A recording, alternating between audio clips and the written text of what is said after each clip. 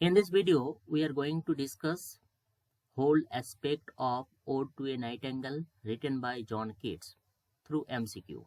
So stay tuned till the end.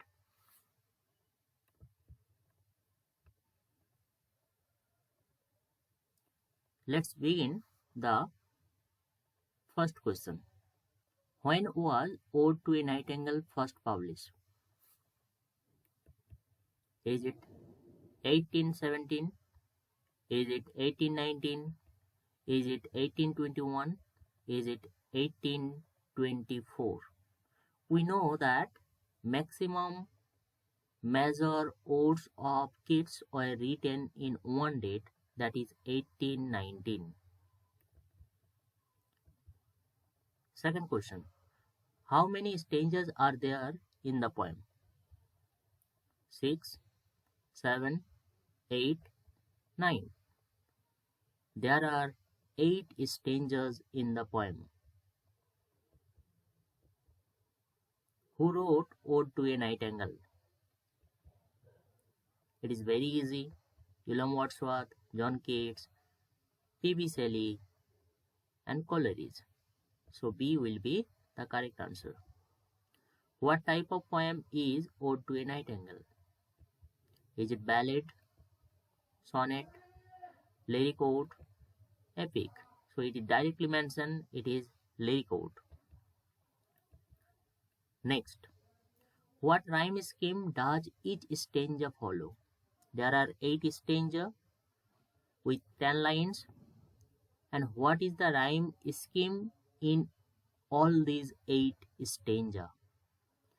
A B A B, A B A B, C D E C D E, A B B B C C, A B C A B C. We know each stanza has 10 lines. So one option has the 10 rhyme scheme, that is the B. What does the nightingale symbolize in the poem? Death, immortality and beauty of art, the hardship of life, a lost lover. The nightingale symbolizes in the poem immortality and beauty of art. The poet wishes to escape reality by using poetry and imagination, drinking wine, sleeping, all of the above. So the right answer will be all of the above. The poet wishes to escape reality by using poetry, imagination, drinking wine, and sleeping also. What does Lethe symbolize in the poem? A Greek goddess, a river of forgetfulness from Greek mythology, a famous poet, a type of bird. So the word Lethe symbolizes in the poem a river of forgetfulness from Greek mythology. What is the main theme of the poem? The power of imagination, the beauty of nature and art, the transience of human life, all of the above. So the main theme of the poems are so many. So all of the above will be the correct option. How does the speaker feel towards life in the poem? Excited and hopeful, melancholic and weary, indifferent and neutral, enthusiastic and energetic. So our correct answer will be option B. The speaker feels towards life in the poem melancholic and weary. Next, what figure of speech is used in Light Winged Dryad of the Trees? Simile, metaphor, personification, apostrophe. So the figure of speech is used in the phrase light winged dryad of trees is the metaphor. What literary device is used in beaded bubbles, winkings at the brim? Alliteration, metaphor, hyperbole, simile. It was directly visible in the line B sound is repeated, so it is alliteration. Next,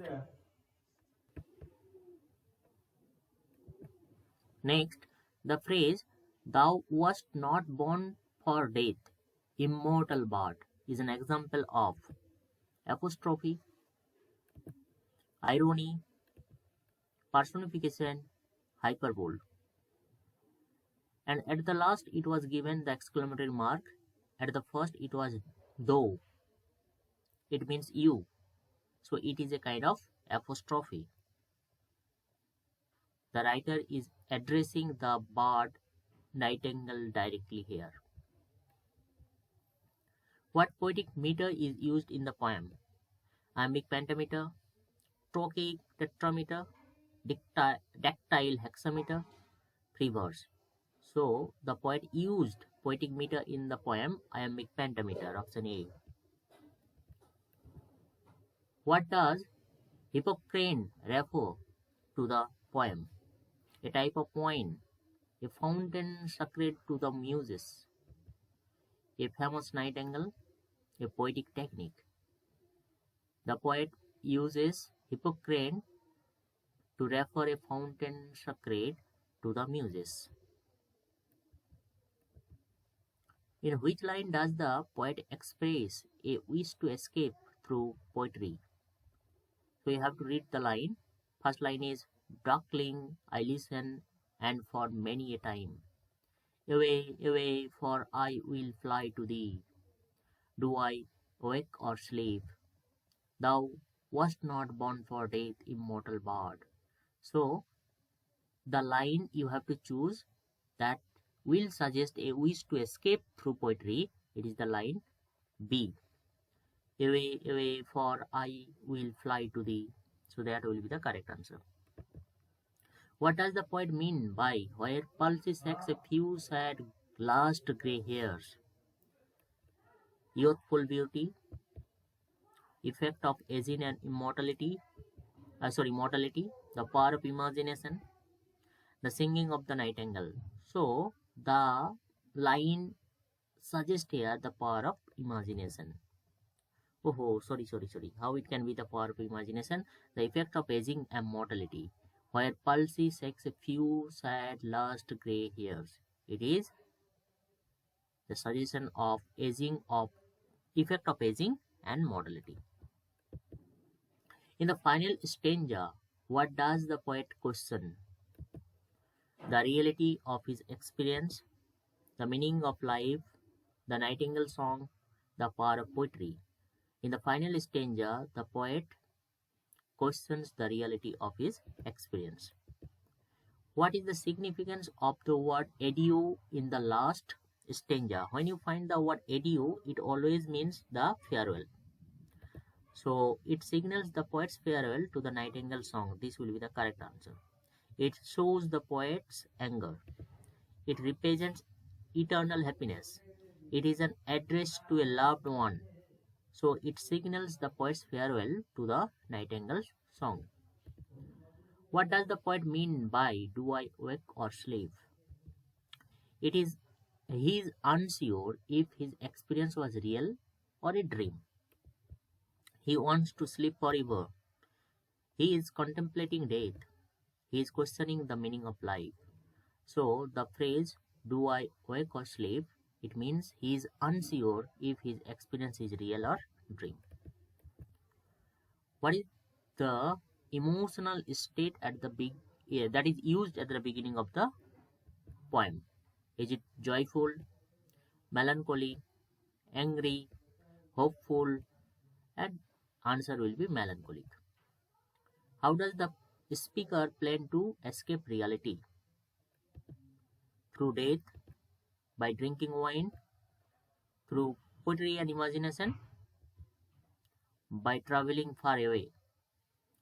So the speaker plans to escape reality through poetry and imagination. Why does the speaker envy the nightingale? It can fly freely. It is immortal through its song. It has no worries. It lives in a beautiful forest. So the speaker envies the nightingale because it is immortal through its song. What contrast does the speaker make between the nightingale and himself? The nightingale is free, but he is trapped.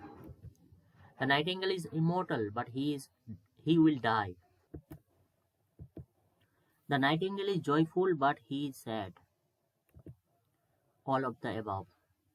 So the contrast which the writer used to show the nightingale and himself is all of the above. Those are mentioned here. Next, at the end of the poem, how does the speaker feel about his experience? Overjoyed, confused and uncertain, hopeful, indifferent. So the correct answer of this question will be B.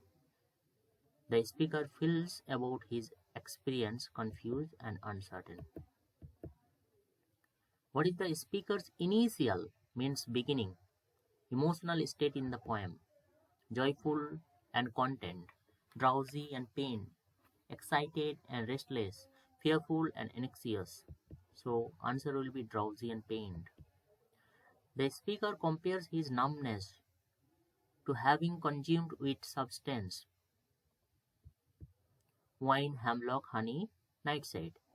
It was directly mentioned in the beginning of the poem that the speaker compares his numbness to having consumed with substance like hemlock. The word lethe words in the first stanza refer to a mountain, a river in the underworld, a type of bard, a Greek philosopher. So the word lethe words in the first stanza refers to a river in the underworld. What does the speaker envy about the nightingale? Its beauty, its freedom from human suffering, its ability to fly, its long lifespan. So the speaker envies about the nightingale because its freedom from human suffering. So B option will be correct. What does the speaker wish to drink in the second stanza? Water from a sacred well, a portion of forgetfulness, a draught of vintage wine, a golden elixir. So the speaker wishes to drink in the second stanza a draught of vintage wine. The speaker associates the nightingale song with the end of the world, eternal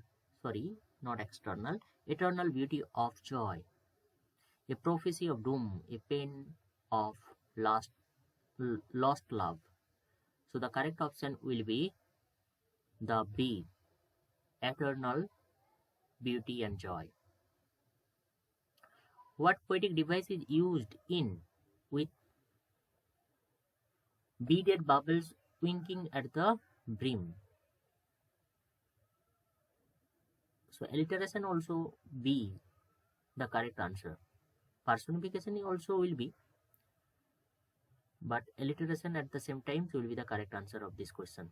Why does the speaker want to fade away into the forest dim? Because he wishes to forget the suffering of life. According to the poem, where do people experience weariness, fever, and fright? In the natural world, in the realm of poetry, in the human world, in the divine heavens. So according to the poem, the people experiences weariness, fever, and fright in the human world. The phrase leaden-eyed despair suggests a sense of happiness and sorrow, a vision of the night sky, the beauty of sleep, a longing for adventure. So the phrase leaden-eyed despair suggests a sense of happiness and sorrow. What does the speaker plan to use to fly to the nightingale? Wine, wings of imagination, a golden chariot, the power of dreams. The speaker plans to use to fly to the nightingale with the wings of imagination. How does the speaker describe the night in the fourth stanza? Gloomy and sorrowful, tender and magical, cold and indifferent, unforgiving and harsh. The speaker describes the night in the fourth stanza as tender and magical. Option B. What does the queen moon represent in the poem? The goddess of love, the ruler of the night sky, a symbol of beauty and tranquility, a warning of misfortune. The queen moon represents in the poem a symbol of beauty and tranquility. The speaker relies on which sense in the stanza 5? Sight, smell, hearing, touch. So the speaker relies on the sense of smell in the stanza 5. B will be the correct answer. What flowers are mentioned in the poem? Roses and lilies, violets and mock roses, daisies and tulips, orchids and sunflowers. The flowers those are mentioned in the poems are violets and mock roses. Option B will be correct. The phrase easeful death suggests that the speaker views death as a terrifying experience, a peaceful release, a heroic sacrifice, a tragic accident. So a peaceful release is suggested by the writer with the phrase easeful death. Why does the speaker feel it would be rich to die while listening to the Nightingale? He believes the song will make his death painless. He thinks it will make him immortal. He sees the song as a perfect farewell to life. He wants to join the bird in eternal flight. So the correct answer will be he sees the song as a perfect farewell to life. The Nightingale is described as immortal because it can never die. Its song has been heard through generations. It is a divine being. It has magical power. So the Nightingale is described as immortal because its song has been heard through generations. 44. What biblical figure is referred in the stanza 7? David, Ruth, Noah, and Moses. The biblical figure that is associated with stanza 7 is option B, Ruth. What does magic casement refers to? Doors to another world, enchanted windows opening to adventure, a mystical garden, the age of reality. So the magic casements refers to enchanted windows opening to adventure. So B will be the correct. What effect does the word forlorn have on the speaker? It brings him back to reality. It deepens his fantasy. It makes him feel hopeful. It confuses him.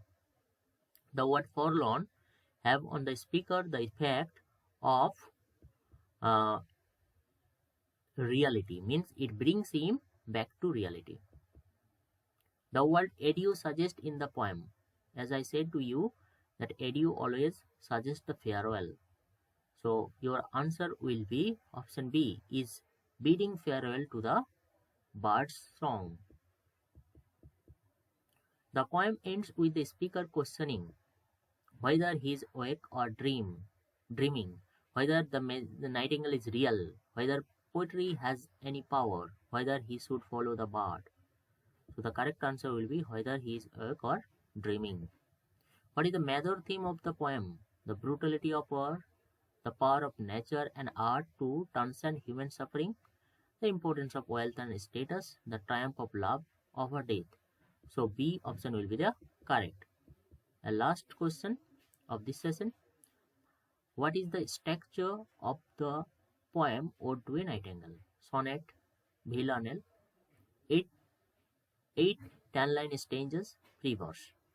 You know that 8 10-line stanzas are there in the poem Ode to a Nightingale. So if you like to get this another session from this poem, you can comment below.